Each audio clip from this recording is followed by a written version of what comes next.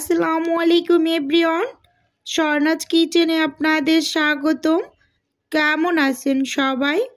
আশা করি আল্লাহর রহমতে সবাই খুব ভালো আছেন। আজকে আমি আপনাদের সাথে শেয়ার করব পারফেক্ট দুধ চিতই পিঠার রেসিপি। আশা করি আমার আজকের রেসিপিটিও আপনাদের কাছে ভালো লাগবে। চলুন তাহলে দেখে নিই। প্রথমেই এখানে আমি একটা বাটি নিয়ে নিলাম, সেই সাথে নিয়ে নিলাম 2 কাপ আতপ চাল আর 1 কাপ রেগুলার ভাতের চাল। এখন হাত দিয়ে চালগুলোকে খুব ভালোভাবে একটু মিশিয়ে নেব। মিশিয়ে নেওয়া হয়ে গেলে এর মাঝে আমি পানি দিয়ে 3 ঘন্টার মতো ভিজিয়ে রেখেছি। আপনারা চাইলে আরও বেশি সময় ধরে ভিজিয়ে রাখতে পারেন, যেহেতু আতপ চাল এটা ভিজতে বেশি সময় নেয় না। খুব ভালোভাবে চালটা ভিজে গিয়েছে, আমি ধুয়ে পরিষ্কার করে নিয়েছি। এখন চালগুলোকে ব্লেন্ড করে নেব। একটা ব্লেন্ডারে জার নিয়ে নিলাম। চালগুলো জারের ভিতরে চামচের সাহায্যে দিয়ে দিচ্ছি। এখানে যেহেতু অনেকগুলো চাল আছে, তাই অফ ক্যামেরাতে 2-3 বারে আমি ব্লেন্ড করে নিয়েছি। এখানে আমি একটু কুসুম গরম পানির থেকেও একটু বেশি গরম হবে দিয়ে ব্লেন্ড করে নিলাম। দেখতেই পাচ্ছেন সব চালগুলোকে ব্লেন্ড করে নিলাম। এখন কিছুটা পরিমাণ লবণ দিয়ে হাতের সাহায্যে খুব ভালোভাবে ঠিক এভাবে করে মেখে নিতে হবে।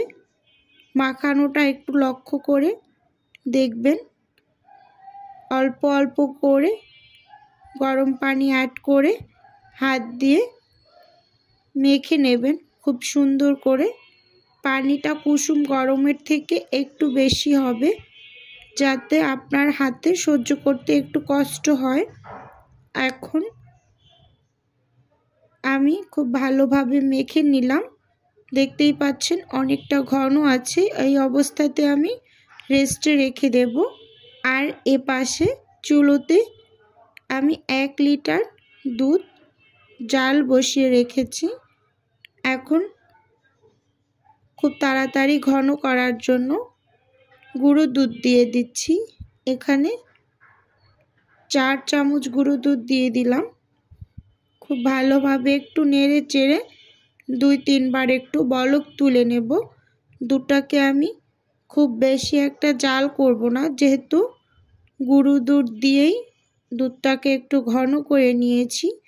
তাই 2-3টা বলক তুলিয়ে সাইডে ঢাকনা দিয়ে রেখে দেব। অবশ্যই দুধ চিতই পিঠা তৈরি করার আগে এভাবে করে দুধটাকে একটু রেডি করে নেবেন। দেখতেই পাচ্ছেন 2-3টা বলক অলরেডি চলে আসছে। যেহেতু এখানে গুঁড়ো দুধ মেশানো আছে, সেজন্য খুব বেশি একটা সময় লাগেনি ঘন করতে। এখন চুলোটা অফ করে ঢাকনা দিয়ে ঢেকে আমি দুধটাকে পাশের চুলায় রেখে দেব। এদিকে ঢাকনা দিয়ে আমি ঢেকে রেখেছিলাম পরে। এখন ব্যাটারটা আগের থেকে অনেকটা ঘন হয়ে গিয়েছে, দেখতেই পাচ্ছেন রেস্টে রাখার ফলে। এখন আবারও গরম পানি দিয়ে পাতলা একটা ব্যাটার তৈরি করে নেব।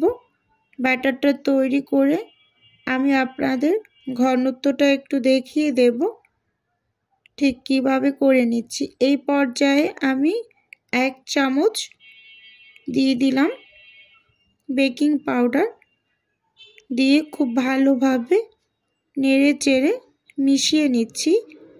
আর দেখতেই পাচ্ছেন অনবরত নেড়ে চেড়ে মিশিয়ে নিলাম। খুব ভালোভাবেই ব্যাটারটা রেডি হয়ে গিয়েছে। চামচ উঁচু করলে চামচের গা থেকে পড়ে যাচ্ছে, আটকে থাকে না। এপাশে চুলোতে আমি একটা চিতই পিঠার খোলা বসিয়ে রেখেছি। গরম হয়ে আসার পর একটু পানি আর তেল মিশিয়ে রেখেছিলাম, সেখান থেকে একটু দিয়ে মুছে 1-2 কাপ করে দিয়ে দিচ্ছি। আমি মেজারমেন্ট কাপ দিয়েই দিচ্ছি, তাই মাপটা বলে দিলাম। ঢাকনা দিয়ে ঢেকে 3 মিনিটের মতো রেখেছি। 3 মিনিট পরে মাশাআল্লাহ খুব সুন্দর হয়েছে। এটা প্রথম পিঠা ছিল, আর দ্বিতীয়টাও একটু দেখিয়ে দিচ্ছি। দেখতেই পাচ্ছেন এক এক করে আমি পিঠাগুলো তৈরি করে নিচ্ছি, আর খুব সুন্দরভাবেই পিঠাগুলো ফুলছে, আবার জালিদারও হয়েছে। পিঠা তৈরি করে নিয়েছি, এখন দুধে ভিজিয়ে দেব। দুধটা যে ঢেকে রেখেছিলাম, এক এক করে সব পিঠা এখন দুধে ভিজিয়ে দিচ্ছি। এখন কিন্তু চুলোর জাল পুরোপুরি অফ, দুধটা এমনিতেই গরম আছে। ওপর থেকে কিছুটা পরিমাণ নারিকেল কোড়ানো দিয়ে দিলাম পিঠা দিয়ে দেওয়ার পরে। এখানে আমি আগে থেকে গুড় জ্বালিয়ে রেখেছি, এখন দিয়ে দিচ্ছি 1 কাপ গুড় ওপর থেকে দিয়ে পিঠাগুলিকে একটু দুধে চুবিয়ে দিচ্ছি, দেখতেই পাচ্ছেন। এখন ঢাকনা দিয়ে ঢেকে আমি এটাকে সারা রাত ভিজতে দিব। দুধ চিতই পিঠা কিন্তু আমরা সব সময় এরকম সারা রাত ধরেই ভিজিয়ে রাখি। দেখতেই পাচ্ছেন সকালে মাশাআল্লাহ খুব ভালোভাবে পিঠাগুলো ভিজে গিয়েছে, দেখতেই পাচ্ছেন। একটু চামচ দিয়ে দেখিয়ে দিচ্ছি, একদম খুব সুন্দরভাবে পিঠাগুলো ভিজেছে। আর নারিকেল দেওয়ার কারণে খেতে ভীষণ ভালো লেগেছে। এভাবে করে দুধ চিতই পিঠা একবার বানিয়ে খেয়ে দেখবেন, খেতে ভীষণ ভালো হয়। আমার রেসিপিটি কেমন হয়েছে অবশ্যই কমেন্টে জানাবেন, আর ভালো লাগলে চ্যানেলটি সাবস্ক্রাইব করে আমার পাশে থাকার অনুরোধ রইল। কয়েকটা পিঠা একটু তুলে দেখিয়ে দিচ্ছি, দেখুন মাশাআল্লাহ কতটা লোভনীয় হয়েছে, আর খেতে কিন্তু ভীষণ ভালো হয়েছিল। আজকের ভিডিও এ পর্যন্তই। আল্লাহ হাফেজ। আসসালামু আলাইকুম।